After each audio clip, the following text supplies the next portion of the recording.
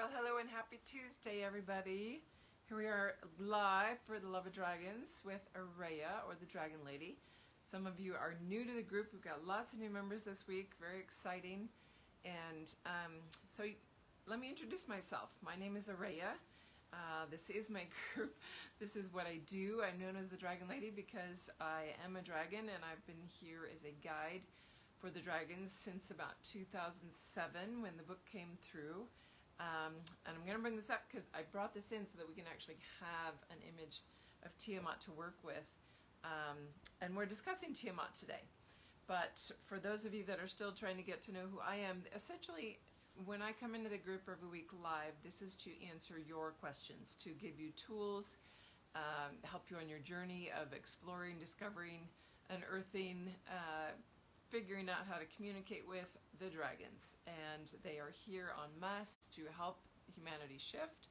They've been holding space for us for eons, and their role is about complete, which is a beautiful thing, which means many of them are being freed up now to actually come and help more and more of humanity, because so many people are popping awake right now, and it's exciting to see.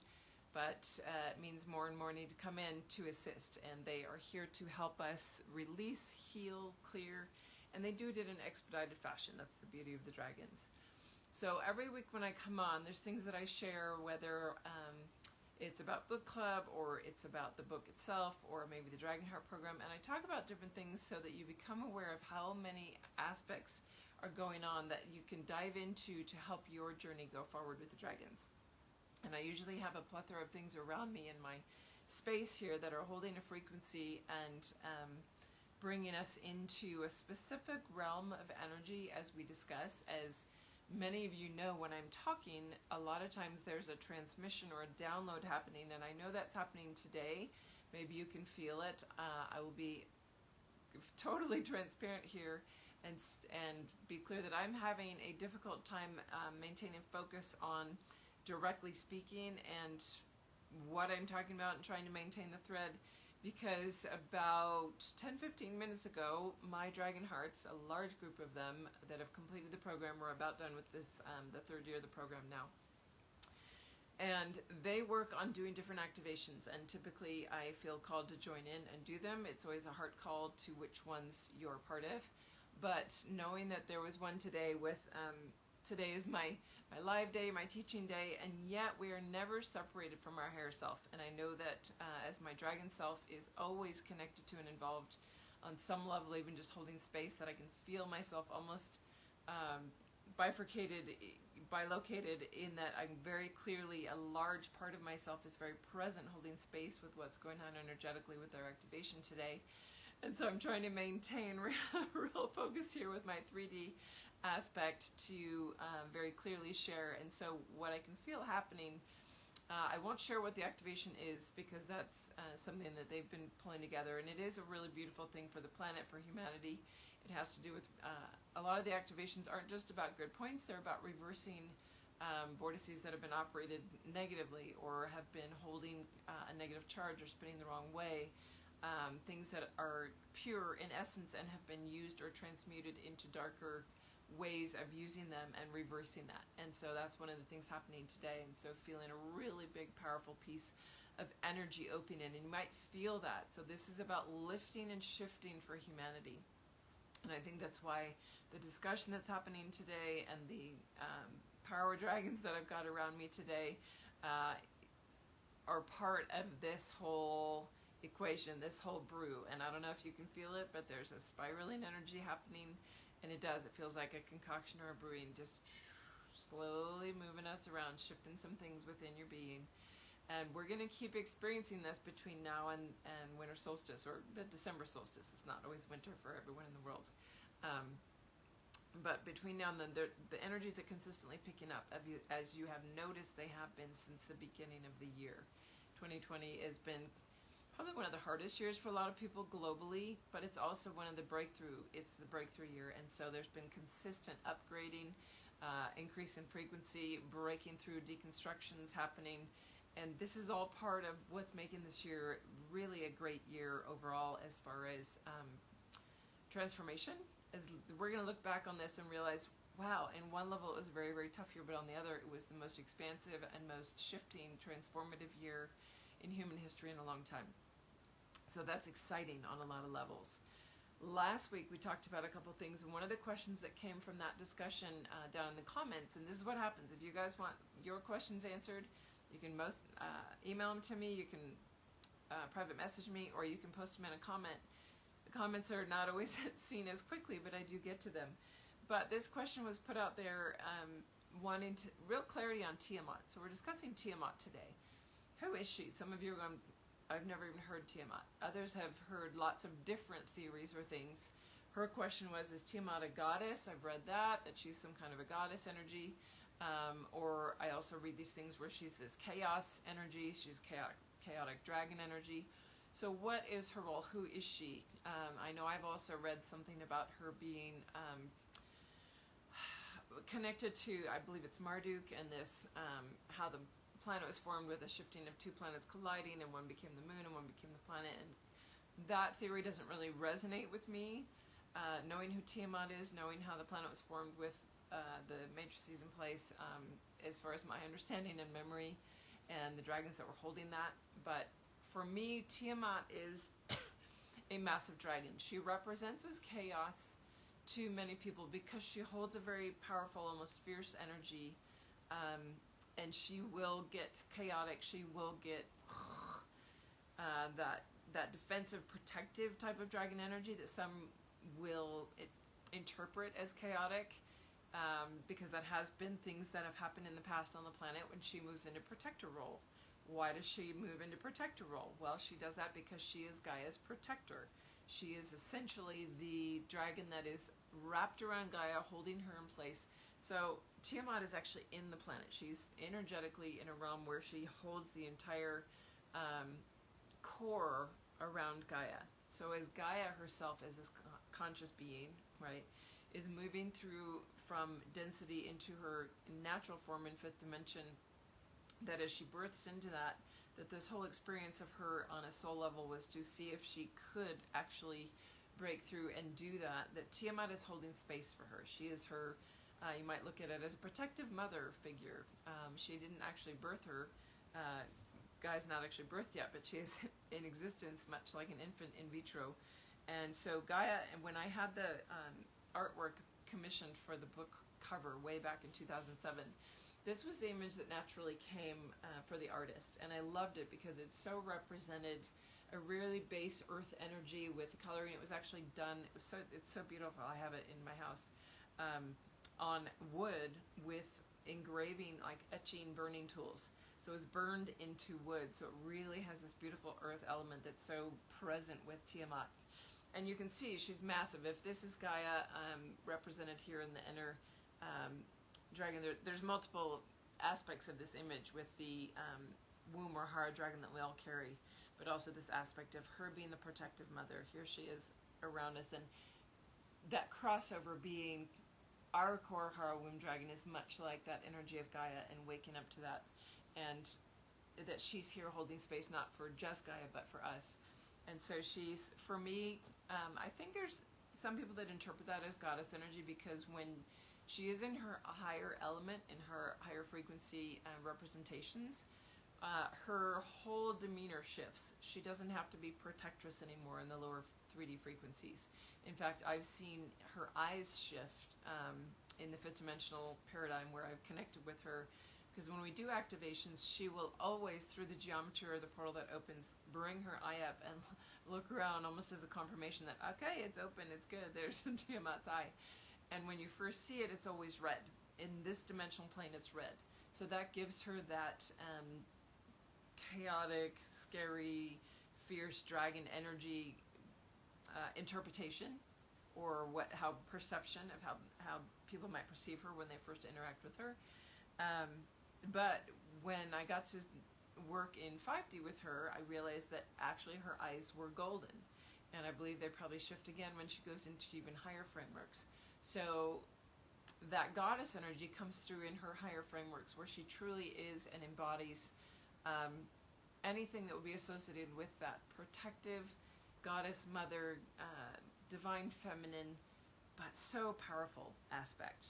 And that's where I think some of the interpretations or perceptions are spread around from different sources of Tiamat's a goddess energy. She, holds this certain space, much like Athena or some of the other goddesses. But for me, she's always dragon. For me, she is that protective mother. The way I've always worked with her, she does hold this fierce presence.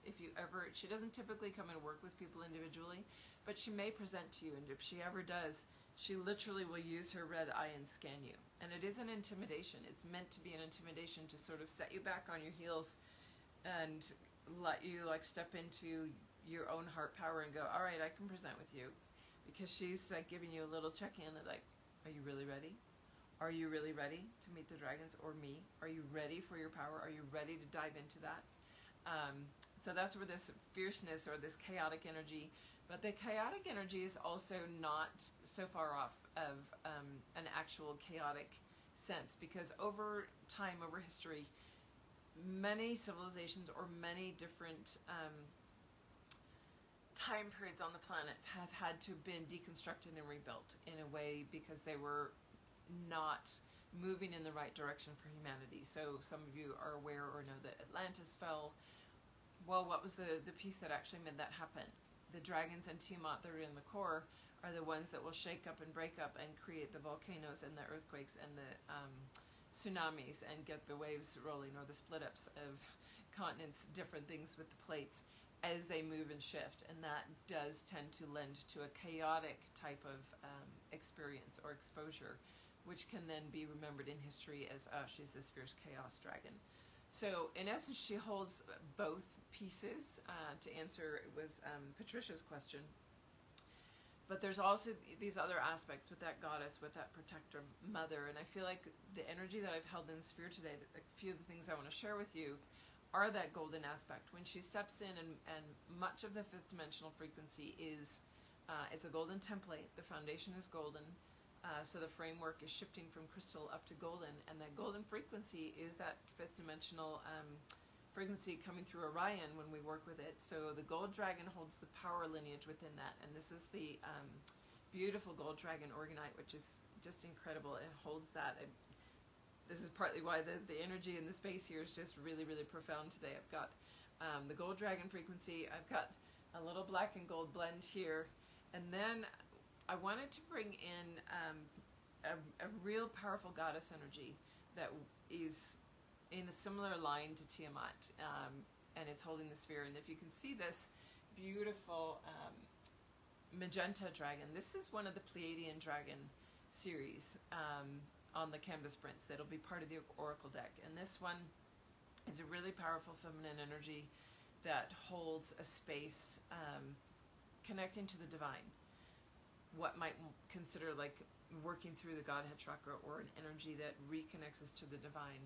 There's a lot more information pieces within that, but that's something that the Pleiadian dragons have come in specifically during my Dragonheart programs to work with them. So it's not information in the book yet, but because we are working with them right now, we just dove into them last week, this energy might be present around you. You might start feeling it, or you might just be aware of a very high frequency magenta something moving in or around the field above you, because there's always an assistance from the higher frequencies to almost magnetize you towards it. So even if you're working in a lower framework, whatever dragons you're working with specifically, that knowing how the lineages work in the book, if you're working up through the love lineage, which she is part of, you will potentially feel yourself in a stream with any of those dragons in that lineage and feel a magenta color somewhere in the field. You may or may not get the full presence of the dragon, but if you begin to sense the color, that's a really good sign. So knowing that this holds that frequency, and it's one of the things that I love about the canvas prints, is having an ability to bring that frequency into the forefront, into your space, just by having that around you on your wall, or like here I've got it leaning against something. It does make a difference. I can feel it. And creating your space, I would say creating your space where you have a consistent space to work with the dragons is very helpful, because I know that every time that I shift residences or when I'm traveling, if I can create a space where I'm always doing my energy work in the same pocket, that whole sphere begins to expand. So this space that you see me in every week on this little love seat, this sphere right around the love seat is the most powerful in this building. And beyond that, the whole room that it's within carries a higher frequency than any other part where I walk. And this is a residence, so I do work out of my home, but this room in particular, you can feel the difference when you move into the different rooms, depending on what I have in there. So this one where I'm consistently calling in the dragons, where I'm consistently in a reading space, where I'm consistently holding that intention to connect, it makes it an easier, faster connection when you sit down in that space. So I would encourage you with whatever your work doing right now, excuse me, my throat's getting really dry from all the high energy. Whatever you're working in, to find a consistent space if you have one. And that doesn't have to be inside. If you have a summer season or a nice weather where you live consistently, where you can have an outdoor space, that can be equally as powerful. And it is nice to actually have both, where you have an inside one when you feel like you want to be indoors, or an outside one where it's a consistent altar space and you can actually create whatever you would want to put on your sacred space to make it that, where it becomes almost like a portal that drops you into that sphere of energy very, very quickly, where right now we still need that. We're still consistently moving from 3D into 5D, 3D to 5D, and we need to have that place where, all right, I can move into it very quickly. I literally can move into my fifth dimensional space so quickly and easily walking into this room, that it's one of those tools. It's another tool to use of being aware of consciously of the space you create and what you have around you. So hopefully that answers the question that Patricia put out. It was always fun to talk about Tiamat, and not a lot of people ask about her, so I love that came up and that we can talk about it again. I think it comes up every year or 8 months. And it's just a fun energy to be in, especially now. If you try connecting with her or you feel her presence, some of you work more directly with her just because of your dragon lineage or your own soul connection. As I said, she doesn't usually come in for most people, but people doing activation work, grid work, she might very, very well present. And you might get a chance to see the difference between her big red-eyed self in very 3D realm and moving into her golden-eyed self in the fifth dimensional plane. So send your questions. We are having amazing discussions in the book club, which always brings more thoughts and ideas of things that might interest you guys as well. We are full swing in it. We're entering week 3. It always blows my mind not only how much shift happens in the short 6 weeks, but how fast it goes. It's hard. This whole year has flown by, though. Have you noticed? We are moving into different relationship with time this year, and so we've got these really interesting warps going on with our time space. So hoping that's useful for you, hoping all of these things might be something that will bring another tool or a piece for your expansion. That's the intention and the goal, whether it's a discussion or an object that has a transmission code in it, or one of the programs. I am taking applications right now for the Eye of the Dragon that starts January. That's the 4-month program. That's the biggie. It's the first half of the full Way of the Dragon Heart. And that is probably the most transformative of people's lives that dive into it. It isn't for everyone. It's a heart call to know that you are a dragon heart and you need to wake up to your dragon self and find that journey to get to that merged space. And that's really what it brings. I'm in the process right now. I'm really excited about putting out a new program that's going to be an online course available for entering the dragon realms. So I've got a lot of newbies in the group. Got a lot of people coming in that are joining saying, I don't know anything, but I want to learn about dragons. And I found this place and it feels right. And so I'm hopefully going to have it by Thanksgiving, December guaranteed. But trying to get it complete. We've got 3 of the 4 modules done, and the 4th one is actually a collection of talking about how the different tools and programs in the dragons can actually shift your life. What can they do for you? Where do they take you if you do a book club? What do you get out of being in an Eye of the Dragon program? What do you get out of just using the book or the guided meditations? Giving you actual hands-on examples of people sharing their own journey with it, so that you can get a feel for, well, where do I fit in? What would be the best for me? And knowing that quite often it's a gentle introduction, the guided meditations and the book, and then maybe trying a book club, and then feeling really called, like, actually I need to go deeper. Now I know I need to go into the Eye of the Dragon program. And if you're feeling that heart call, please send me an email so that I can get you all the links for the application. It is an application process, and I do have actually 9 spots every year. I don't always necessarily fill all 9, even if I get enough applications, because it's a two-way street of it being the right fit and the right timing for you. But for next year, I've already got half the spots full. So if you're feeling it, feeling the call, please let me know so that I can get you an application so that you don't miss out on one of those spots if I do end up filling it. So have a wonderful week. I will see you next Tuesday. I appreciate you guys all being here. And send your questions, because otherwise I get to talk about whatever I want. Okay. Love you guys. Have a great, great week. Bye for now.